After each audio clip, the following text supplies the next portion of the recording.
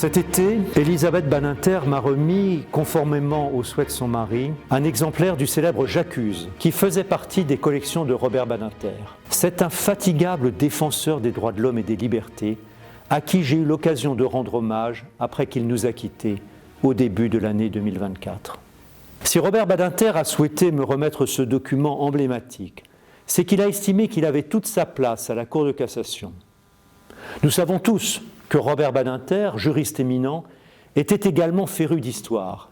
L'avocat et ancien garde des Sceaux s'intéressait à l'histoire de la peine de mort, le combat de sa vie, et à celle des prisons dont l'État ne l'a pas moins mobilisé, mais plus globalement, il s'intéressait à l'histoire de la justice dans son ensemble.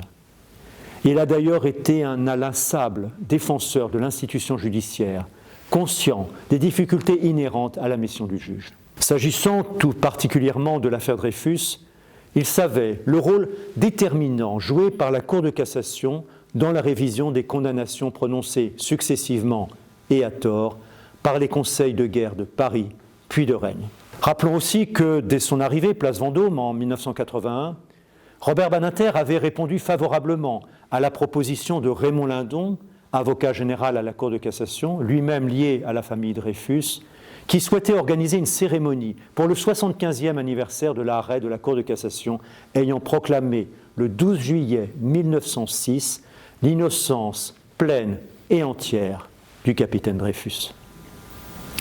En 1994 encore, pour le centenaire de l'arrestation de Dreyfus, Robert Badinter, alors président du Conseil constitutionnel, prenait part, aux côtés de Pierre Drey, premier président de la Cour de cassation, à un colloque dont le titre était « Une tragédie de la belle époque, l'affaire Dreyfus ».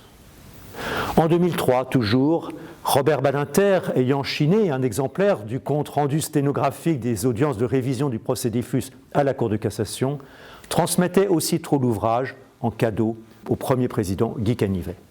Robert Badinter n'ignorait pas que les mémoires de l'affaire étaient encore vivaces dans l'esprit des magistrats de la Cour de cassation et même qu'elle était présente dans leur environnement de travail quotidien. J'en veux pour preuve cette chambre du Conseil de la chambre criminelle où je me trouve actuellement, qui fut initialement saisie de la révision du procès Dreyfus dès 1898, avant que l'affaire ne soit jugée par les trois chambres réunies. Devant moi se trouve accroché le portrait d'Alexis Ballot-Beaupré, magistrat, qui prononça par 2 fois l'innocence du capitaine Dreyfus. La première, en 1899, en tant que rapporteur de la première procédure de révision, la seconde, en tant que premier président de la Cour de cassation lors de l'audience historique du 12 juillet 1906 dont j'ai déjà parlé. Ajoutons que cette même chambre criminelle fut également saisie à plusieurs reprises dans l'affaire Zola. L'écrivain et intellectuel français, convaincu de l'innocence de Dreyfus, n'avait pas hésité une seconde à entrer dans la bataille médiatique. Par son courage, par sa détermination, il a joué un rôle majeur dans la manifestation de la vérité, notamment avec son célèbre « J'accuse », publié à la une de l'Aurore le 13 janvier 1898.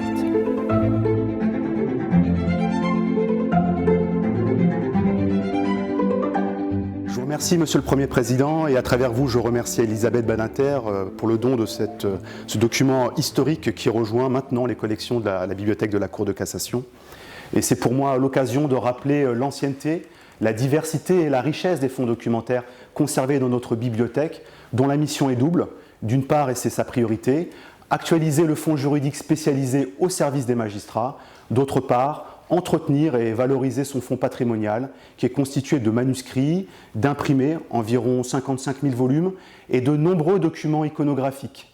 C'est cet ensemble documentaire, à la fois juridique, historique et patrimonial, que rejoint aujourd'hui ce très bel exemplaire du J'accuse. Comme vous venez de le rappeler, Monsieur le Premier Président, la Cour de cassation a joué un rôle essentiel dans la résolution de l'affaire Dreyfus.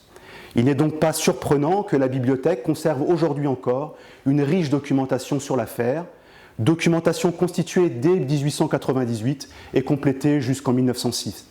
À ce noyau initial, essentiellement judiciaire au départ, d'autres documents se sont agrégés au fil du temps. Le premier rapport notable et hautement symbolique date de 1981, lorsque la famille Dreyfus a remis à la Cour de cassation une collection d'ouvrages et de manuscrits provenant de la bibliothèque de Mathieu Dreyfus, le frère d'Alfred Dreyfus.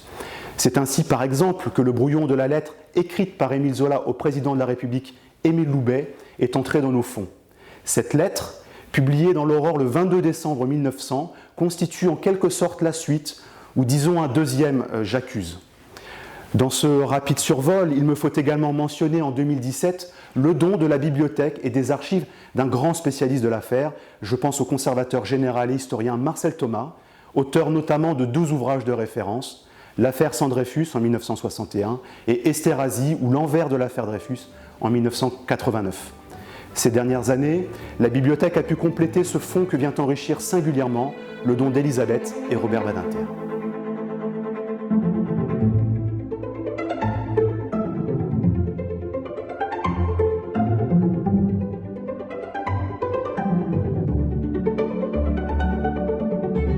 C'est ici, en cette grande chambre de la Cour de cassation, qu'à 2 reprises, nos lointains prédécesseurs ont reconnu l'innocence du capitaine Dreyfus.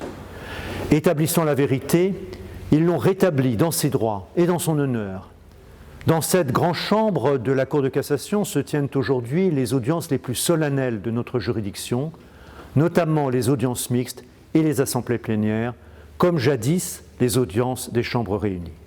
À l'occasion de ces audiences, certaines parmi les décisions les plus importantes de la Cour sont rendues, décisions qui ont une incidence directe sur la vie des justiciables, tant en matière pénale qu'en matière civile.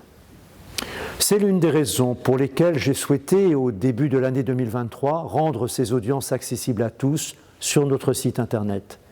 C'est également l'occasion de léguer à la postérité des traces de notre activité.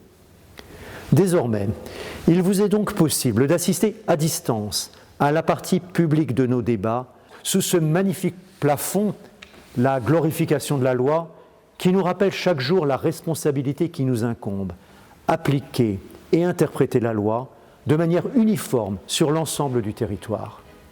Voilà la mission principale de la Cour de cassation depuis sa création, il y a plus de 2 siècles.